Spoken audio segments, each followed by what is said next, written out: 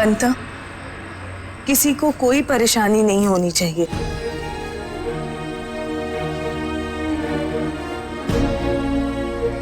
हमें किसी के भी चेहरे पर कमी का आभास नहीं दिखाई देना चाहिए। वो जो चाहे जो मांगे उन्हें मिल जाना चाहिए। आप बिल्कुल चिंता ना करें मातोश्री, हम इनका पूरा ध्यान रखेंगे। माँ साहेब, राजे की औषधि, उन्हें ये लेप फिर से लगाना है। इसी की वजह से उनका घाव भर रहा है। परंतु राजे है कहाँ? माँ साहेब, वो तो अभी। उनके सोने का क्या प्रबंध है सही भाई? कौन उनकी देखरेख कर रहा है?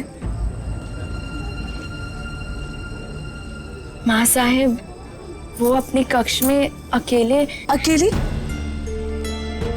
उन्हें अकेला क्यों छोड़ दिया है? माँ साहेब, हम जानते हैं जब से राजे आए हैं आप ढंग से उनसे मिल भी नहीं सकी है। क्या करे सही भाई?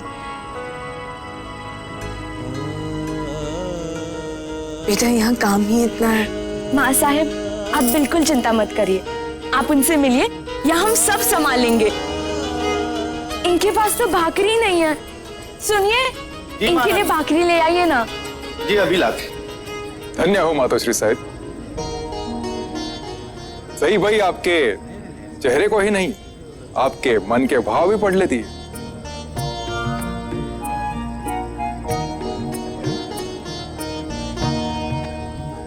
क्या करे गोमा जी का, ये तो है ही ऐसी। शंभू महादेव करे हर किसी को ऐसी ही बहू मिले।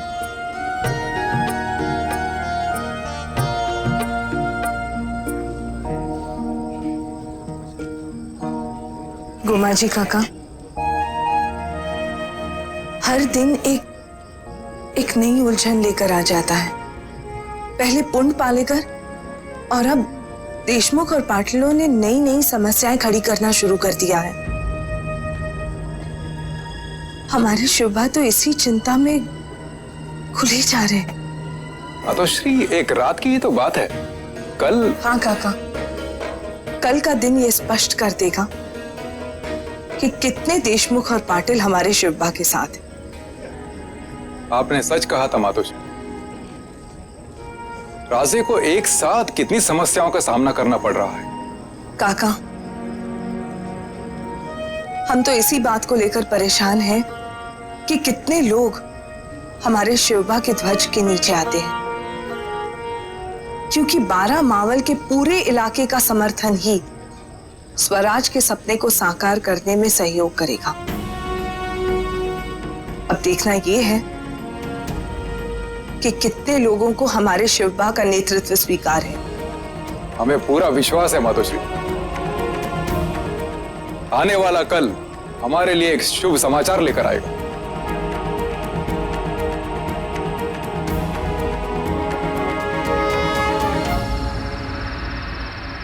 आदरणीय बाबा साहेब, चरण स्पर्श।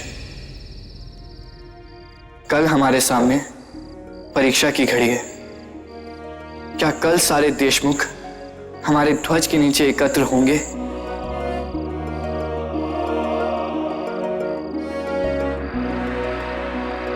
बाबा साहेब, हमने तो केवल आपके बताए मार्ग पर मां साहेब की नीतियों के सहारे चलने की कोशिश की है, परंतु इसका श्रेय आपको और मां साहेब को जाता है। आशीर्वाद दीजिए। कल की जीत हमारे लिए अत्यंत महत्वपूर्ण है। हम चाहते हैं कि कल सभी देशमुख और पाटिल हमारे ध्वज के नीचे एक साथ खड़े दिखाई दें। याद रखिएगा, भूल से भी शिवाजी से हाथ मिलाने का साहस मत करना। अंजाम जानते हो? सुल्तान हम सबके इतने टुकड़े टुकड़े करेगा कि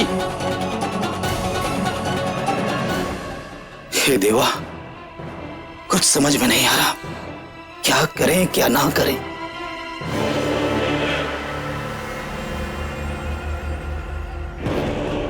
ये सारा अनर्थ तुम्हारे कारण हुआ है, तुम्हारे कारण।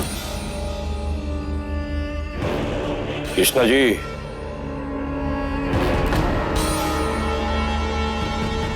आपने अपने बेटे को तो सजा दे दी, मगर आपको सजा कौन देगा? बहुत बड़ी बड़ी बातें कर रहे थे। मैं शिवाजी की चिता जलाऊंगा, मार डालूंगा, ऐसा करूंगा वैसा करूंगा। अरे शिवाजी तो दूर, तुम उसके साए तक को नहीं छू पाए और अपनी नाकामी का घड़ा अपने बेटे के सर फोड़ रहे हो।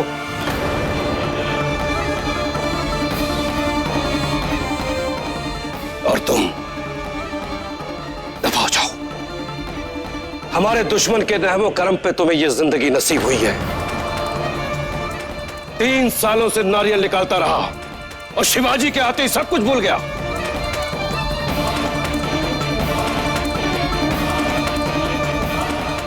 आखिर हम अपने सुल्तान आदिल शाह को क्या जवाब देंगे?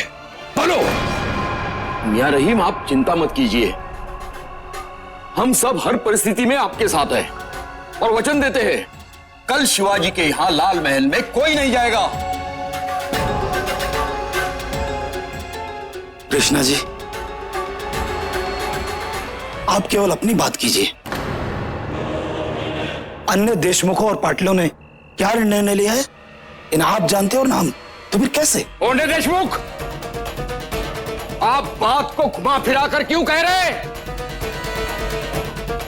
साफ साफ कहिए, आप लोग शिवाजी का समर्थन करेंगे या हमारा?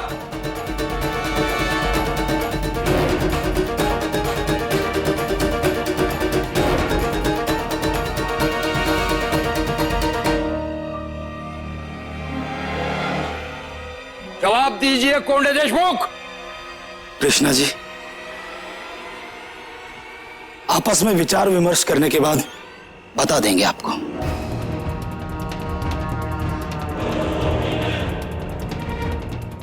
चलिए।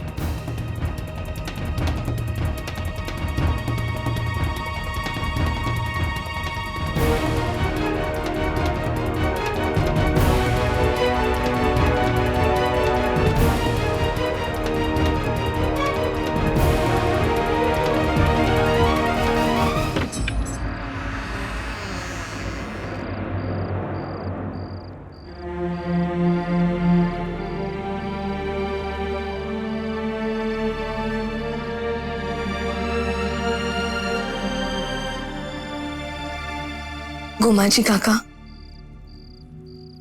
क्या कोई माँ हमसे ज्यादा स्वार्थी हो सकती है? ये आप क्या कह रही हैं मातोश्री?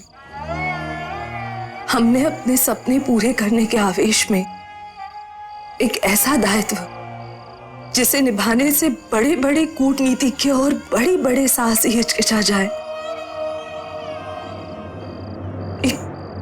एक छोटे से बालक को सौंप दिया।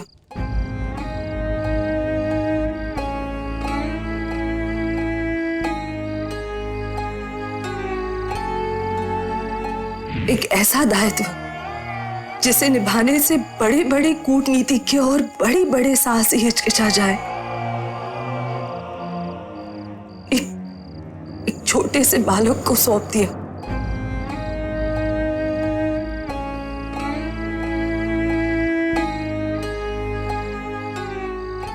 देखिए ना, क्या ऐसा नहीं लगता कि छोटा सा बालक सो रहा हो?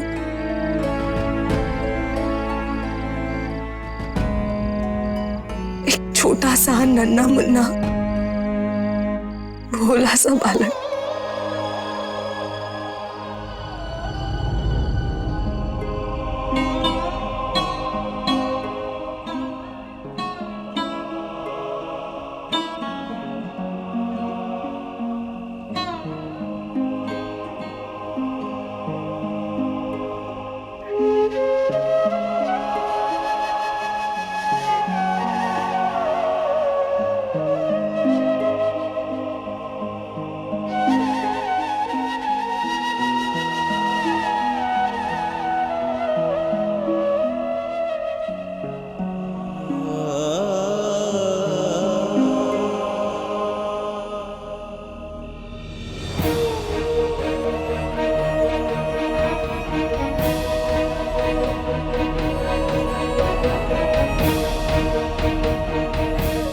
माँ साहब, हम आपके बिना नहीं सो सकते।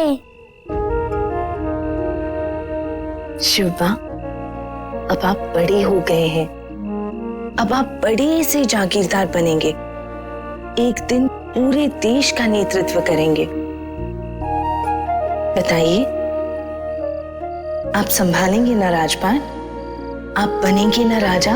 हाँ माँ साहब, हम बनेंगे राजा। तो राजा को तो हर काम समय पर करना पड़ता है। समय पर जगना, समय पर सोना, वो भी अकेले, है ना? चलिए जल्दी से सो जाइए।